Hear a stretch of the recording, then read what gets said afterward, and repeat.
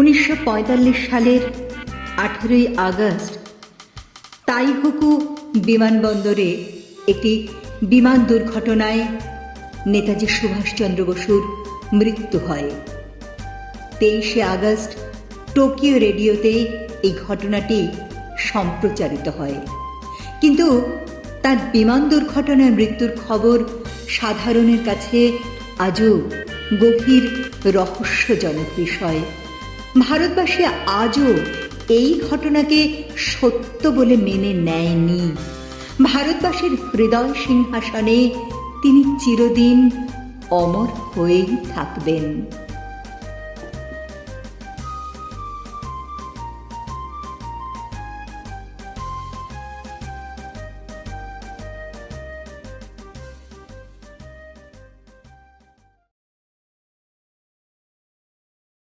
ভারতবর্ষের আজকাল এক নতুন স্বভাব হয়েছে।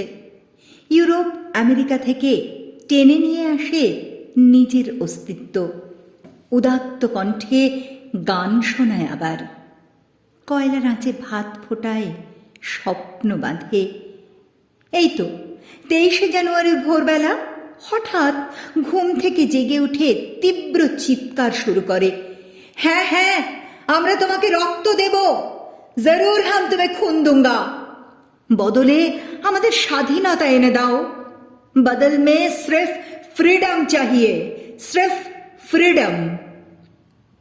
রাস্তায় ঘাটে মাঠে কাতারে কাতারে ভারতবর্ষ সার দিয়ে দাঁড়িয়ে একটাই বাক্য উচ্চারণ করে যাচ্ছে। পথের ধুলোয়, দিঘির জলে, ক্ষেতের ধানে বিচিত্র আলোড়ন, চমকিত আকাশ, মুহূর্তেই ঝমঝম করে নেমে এলো বৃষ্টি, মুহুর্মুহ বজ্রপাত। ভারতবর্ষগুলো তবু ভয় পেল না, যেন কি যেন ভরসায়, প্রচণ্ড উদ্দীপনায় প্রাণ উৎসর্গ করতে প্রস্তুত সে। গাছেরা বিস্মিত চোখে তাদের কাছে গিয়ে জিজ্ঞেস করল, কি হয়েছে, কি চাও? ভারতবর্ষগুলো বলে ওঠে, স্বাধীনতা গো, তোমরা সবাই জয়ধ্বনি করো, উনি এসেছেন যে ফিরে। গাছেরা অবাক হয়, পাখিরা অবাক হয়, বাতাস পাতায় পাতায় লিখে নেয়, শুনছ, ভারতবর্ষ জেগে উঠেছে আবার, উনি এসেছেন।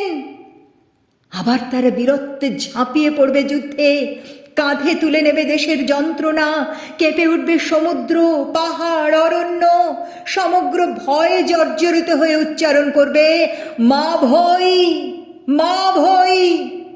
সার দিয়ে এক টানা দাঁড়িয়ে আছে ভারতবর্ষগুলো প্রচণ্ড বজ্রপাতের নিচে। ওরা গত রাতে ওদের নেতাজিকে ফিরে আসতে দেখেছে। ওরা তখন নুন ভাত কিংবা উপোসে বঞ্চিত, শীর্ণ শরীর হেলিয়ে দিয়েছিল বিছানায়, তবু চোখে এঁকে নিতে চাইছিল এক সুতোয় গেঁথে নেওয়ার গান। ওরা তখন আগুন চেনে না, ধোঁয়ায় ধোঁয়ায় অন্ধ ওদের চোখ।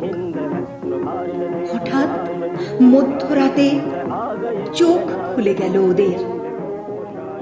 এলগিন রোডের বাড়ির সামনে হাজির হলো সবাই। তারপর হাতে হাত বেঁধে বেঁধে নেতাজিকে সামনে রেখে কুচকাওয়াজ করতে করতে এগিয়ে গেল ভারতবর্ষগুলো। হৃদয় কম্পিত করে মুখে উচ্চারণ করল, বন্দে মাতরম, বন্দে মাতরম। এগোতে এগোতে সকাল হলো। ওরা বজ্রপাতে ভিজতে লাগলো। ওদের বুকে এক বিরাট প্রত্যয়, সামনে নেতাজি, ওদের চোখে আগুন, সামনে নেতাজি, ওদের হাতে অস্ত্র, সামনে নেতাজি। ওরা এগোলো, স্কুলে, মাঠে, হাটে নেতাজির মালা পরা মূর্তির সামনে হাঁটু গেড়ে বসে ছিঁড়ে ফেললো মালা, নিভিয়ে দিল ধূপ। জীবিতের জন্য এসব লাগে না, নেতাজি এসব চান না, শুনছ? ওরা বলল। ওরা রাত্রি 9টার সময় রেডিও চালিয়ে দিল। ভেসে এলো বেতার তরঙ্গে, আমি সুভাষ বলছি। This is Subhash Chandra Bose speaking to Indians in East Asia. My countrymen in East Asia. ভারতবর্ষের এক নতুন স্বভাব হয়েছে। বিশেষ বিশেষ দিনে সে ভীষণ জেগে ওঠে, চিৎকার করে বলে, হে নেতাজি, আর একবার এসো। হে চিরবীর, আর একবার আগুন জ্বালিয়ে যাও এ গণতন্ত্রের নামে অশুদ্ধ রাজনীতিতে, স্বার্থের কষাঘাতে, তারুণ্যের ঘুমে। আরো অনেক বেশি চিৎকার করে, বজ্রপাতের মতো শরীরের সব স্নায়ু এক করে চিৎকার করে, अभी भी हम तुम्हें खून दूंगा নেতাজি। আর একবার ভারতবর্ষের কি এক নতুন স্বভাব হয়েছে, স্বপ্নকেও নেতাজি ভেবে বসে।